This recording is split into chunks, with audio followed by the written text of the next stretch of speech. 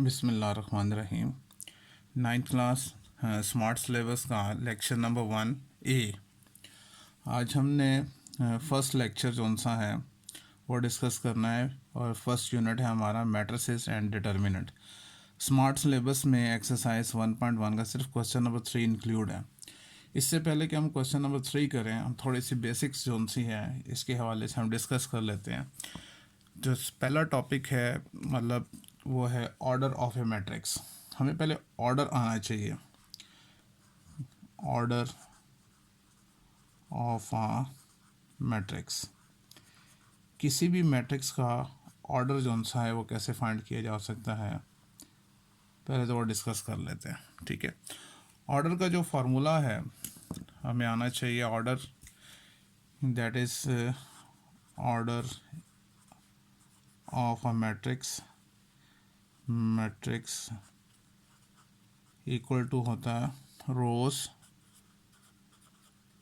Bye columns. Right, सबसे पहले हमने रोज बतानी होती है और फिर हमने कॉलम्स बताने होते हैं, तो ये उसका ऑर्डर कहलाएगा। इसके लिए हम कुछ एग्जांपल्स कोड करते हैं हम और फिर हमें क्लियर हो जाएगा। लेट हमारे पास एक मैट्रिक्स ए है, ठीक है, और उसके एलिमेंट्स हैं, मैट्रिक्स ए के एलिमेंट्स हैं 2 1 3 2। हमसे पूछा जाए कि इसका ऑर्डर क्या है, तो आप बता सकते हैं order of matrix A that is equals to, अब इसमें रोज़ काउंट करें, कितनी रोज़ हैं 1 2 और कॉलम्स कितने हैं 1 2। तो फिर हम क्या लिखेंगे इसका ऑर्डर, हम लिखेंगे 2 बाय 2। क्लियर हो गया। एक और एग्जांपल लेते हैं। Let we have a matrix B और उस मैट्रिक्स के एलिमेंट्स हैं 1 5 3 2 -1 3। हमें इसका ऑर्डर बताना है, ठीक है। इसकी 2 रोज़ हैं, पहले हमने रोज़ बतानी है, और कॉलम्स कितने, इसके 3 कॉलम्स हैं।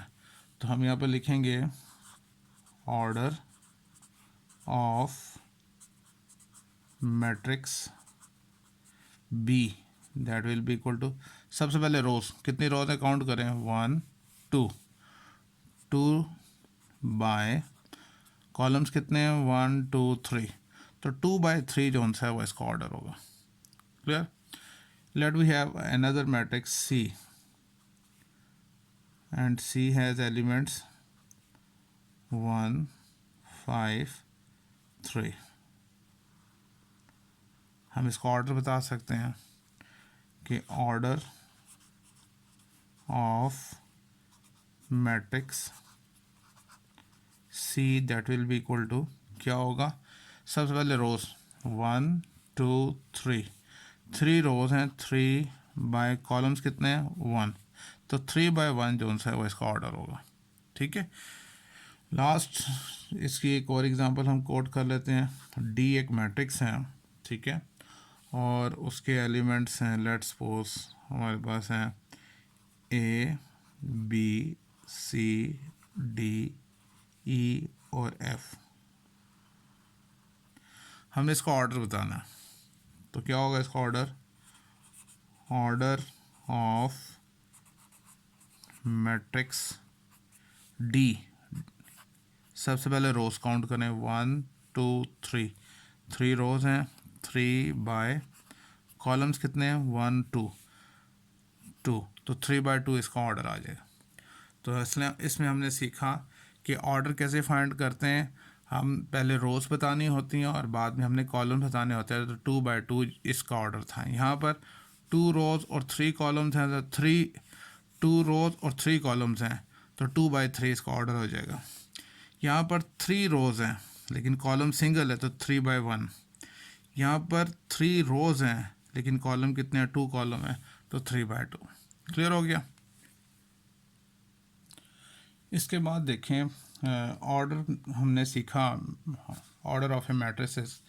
उसके बाद नेक्स्ट डेफिनेशन है इक्वल मैट्रिसेस।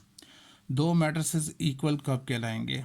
उसके लिए दो कंडीशंस का पूरा होना ज़रूरी है। नंबर वन, पहली बात, order should be same, order should be same,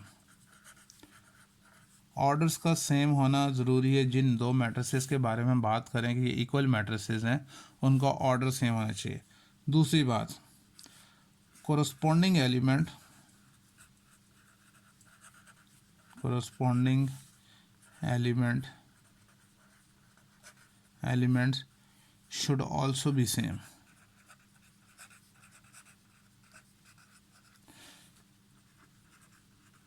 इन दोनों कंडीशंस का फुलफिल होना ज़रूरी है। अगर ये दोनों कंडीशंस पूरी होंगी तो हम कह सकते हैं कि दोनों मैट्रिसेस एक दूसरे के इक्वल हैं। हम इसकी एग्जांपल दे लेते हैं। Let we have example.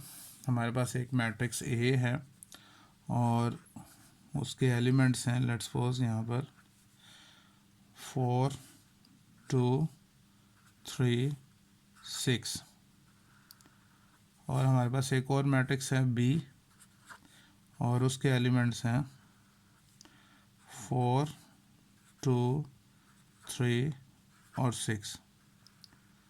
अब अगर आप इन दोनों मैट्रिसेस को देखें गौर से, तो पहली बात ये कि इनके ऑर्डर सेम है। ये भी 2x2 का ऑर्डर है, ये भी 2x2 का ऑर्डर है, ठीक है। और अगर हम कोरस्पॉन्डिंग एलिमेंट्स की बात करें, जैसे देखें ये 4 है तो इसका कोरस्पॉन्डिंग एलिमेंट जो सा है ये 4 है। ये 2 है, इसका कोरस्पॉन्डिंग एलिमेंट ये भी 2 है। ये 3 है, इसका कोरस्पॉन्डिंग एलिमेंट ये भी 3 है। ये 6 है और इसका कोरस्पॉन्डिंग एलिमेंट ये भी 6 है। यानी इस कॉर्नर वाला एलिमेंट इस कॉर्नर वाले एलिमेंट के इक्वल है। ये 2 है तो इस कॉर्नर में भी ये भी 2 है। इस कॉर्नर में 6 है तो इसके भी इसी कॉर्नर में 6 है। यहाँ सॉरी 3 है, यहाँ पर भी 3 है, और यहाँ पर 6 है तो यहाँ पर भी 6 है। तो हम लिख सकते हैं matrix A is equal to matrix B. Equal तभी होंगे उनके ऑर्डर सेम हो, उनके कोरस्पॉन्डिंग एलिमेंट्स भी इक्वल होने चाहिए, सेम होने चाहिए, तब ये दोनों ए और बी मैट्रिसेस इक्वल हो सकते हैं। अगर कोई एक भी मैट्रिक्स, लेट्स सपोज हम कोई और एग्जांपल देते हैं, ठीक है। मैं कहता हूँ कि एक हमारे पास मैट्रिक्स सी है, सही है, ये सी मैट्रिक्स है और उसके एलिमेंट्स हम देखें अगर गौर से 4 2 3 5। अब इस मैट्रिक्स को देखें, अगर ए के साथ हम इसको कंपेयर करें, मैट्रिक्स ए के साथ, देखिए इस यहाँ पे भी 4 है, एग्जैक्टली इस कॉर्नर में भी 4 है, यहाँ पर इस कॉर्नर में 2 है, इस कॉर्नर में भी 2 है, इस कॉर्नर में 3 है, इस कॉर्नर में भी 3 है। लेकिन इस कॉर्नर में जो 6 है वो इसके इक्वल नहीं है, ये 6 है, ये 5 है। तो इस कंडीशन में हम कह सकते हैं कि matrix A is not equal to C. Clear हो गया। कॉरस्पॉन्डिंग, हालांकि इसका भी ऑर्डर 2x2 है, इसका भी ऑर्डर 2x2 है, लेकिन ये जो तीन एलिमेंट्स तो कॉरस्पॉन्डिंग एलिमेंट सेम है, लेकिन एक भी एलिमेंट अगर इक्वल नहीं है तो हम कह सकते हैं कि दोनों मैट्रिसेस एक दूसरे के इक्वल नहीं है। सेम बी भी जौन सा होगा वो सी के इक्वल नहीं होगा इस कंडीशन में। तो क्लियर हो गया। तो इक्वल मैट्रिसेस के लिए ज़रूरी है order should be same and corresponding element should also be same, उनका भी सेम होना ज़रूरी है। क्लियर हो गया। अच्छा जी, इसके बाद जौन सा है क्वेश्चन नंबर 3 जौन सा है, जो आपके स्मार्ट सिलेबस का इंपॉर्टेंट क्वेश्चन है, उसको डिस्कस करते हैं। देखिए इसके बाद जो क्वेश्चन नंबर 3 है, जो आपके स्मार्ट सिलेबस का भी है, कहते हैं find the values of A B C and D which satisfy the matrix equation. कि इन दोनों इक्वेशन, ये जो इक्वेशन है मैट्रिक्स इक्वेशन कहलाती है, जिसको ये सेटिस्फाई करे। ठीक है, सॉल्यूशन में देखें, ये दोनों जैसे कि गिवन में है कि ये दोनों मैट्रिसेस एक दूसरे के इक्वल हैं। मतलब इसका ये कहने का है, ये जो मैट्रिक्स हैं A plus C, A plus 2b, C minus 1, 4d minus 6, this matrix is equal to 0 minus 7, 3 और 2d। जैसे कि उसने खुद ही बता दिया कि ये मैट्रिक्स इस मैट्रिक्स के इक्वल है, तो इसका मतलब क्या हुआ? इसका मतलब ये हुआ कि इनके कॉरस्पॉन्डिंग एलिमेंट भी एक दूसरे के इक्वल होंगे। अब कॉरस्पॉन्डिंग एलिमेंट से क्या मुराद है कि ये जो सा है इसका कोरस्पॉन्डिंग एलिमेंट कौन सा होगा, ये, और इसका एलिमेंट, ये जो एलिमेंट है इसका कोरस्पॉन्डिंग एलिमेंट ये इक्वल है, इसका कोरस्पॉन्डिंग एलिमेंट ये इसके इक्वल है, और ये जो सा है वो इसके इक्वल है। तो हम इन चारों एलिमेंट को उसके कोरस्पॉन्डिंग एलिमेंट के इक्वल लिखकर उसको सॉल्व करते हैं, ठीक है। जैसे आप देखें यहाँ पर क्या होगा, पहली इक्वेशन बनती है a प्लस सी किसके इक्वल है, 0 के, तो हम यहाँ पे लिखेंगे a plus C equals to 0, हम इसको 1 का नाम दे देते हैं। इसी तरह से ये इक्वल किसके, -7 के, तो लिखते हैं a plus 2b is equals to -7, ये इक्वेशन 2 आ गई हमारी।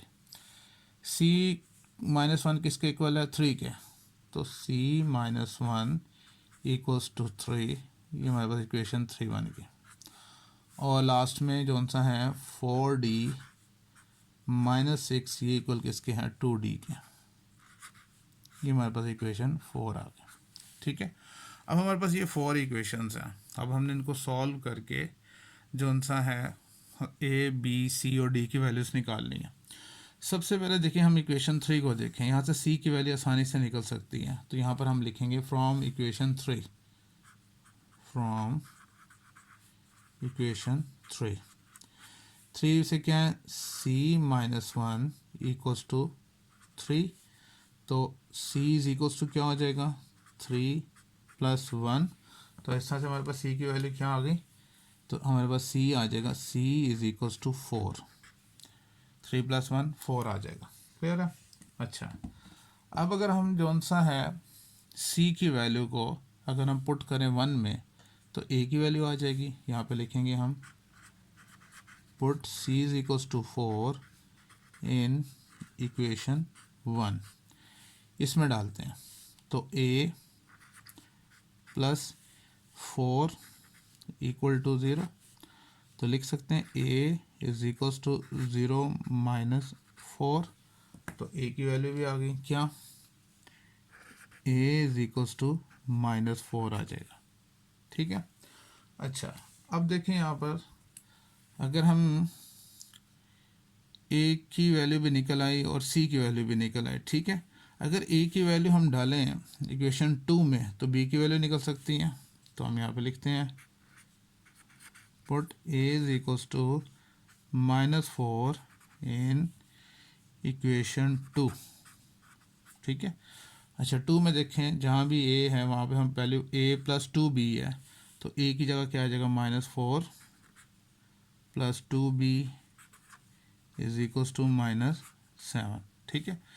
-4 उस तरफ जाएगा तो क्या हो जाएगा, +4 हो जाएगा, यानी -7 + 4, और जौन सा है मैं यहाँ पे स्केल से हम लाइन लगा लेते हैं और बाकी का हिस्सा हम इस तरफ करते हैं, थोड़ा सा, एक मिनट, यहाँ पर स्केल की मदद से,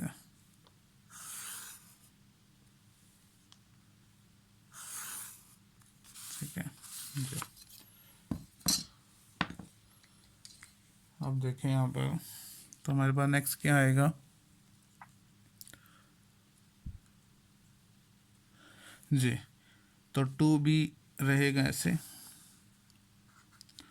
2b इज इक्वल्स टू क्या हो जाएगा, प्लस माइनस माइनस -3 हो जाएगा, 2 मल्टीप्लाई हो रहा है उस तरफ जाकर डिवाइड हो जाएगा, तो हमारे पास b की वैल्यू क्या बन जाएगी, b की वैल्यू बनेगी b इज इक्वल्स टू -3/2, ये b की वैल्यू आ गया, ठीक हो गया। अब लास्ट में एक वैल्यू रहेगी हमारे पास और वो है d की। अगर हम इक्वेशन 4 देखें तो उसी में d पाया जाता है, हम इसी को सॉल्व करते हैं, लिखते हैं from equation 4, from equation 4 equation क्या है हमारे पास, 4d - 6 is equals to 2d। अच्छा देखें 4d ये इस तरफ आएगा तो -2d हो जाएगा, और ये -6 उस तरफ जाएगा तो +6 हो जाएगा, प्लस माइनस माइनस करेंगे तो जाएगा 2d is equals to 6, 2 multiply हो रहा है और उस तरफ जाकर ये डिवाइड हो जाएगा, तो इस तरह से हमारे पास जो d की वैल्यू आएगी d इज इक्वल्स टू 3 आ जाएगा, ठीक है। तो अब आंसर में हम लिख सकते हैं कि ए हमें क्या जो रिक्वायर्ड था, हमने ए बी सी और डी की वैल्यूज़ निकालनी थी। Therefore the required values are, वो क्या है, A is equals to -4, B is equals to -3/2, C is equals to 4 और डी इज़ इक्वल्स टू 3। तो ये हमारे पास इसका आंसर आ जाएगा। ठीक है, उम्मीद है आज का लेक्चर समझ में आया होगा। अगर कोई प्रॉब्लम हुई तो आप ज़रूर डिस्कस करें। अल्लाह हाफिज़।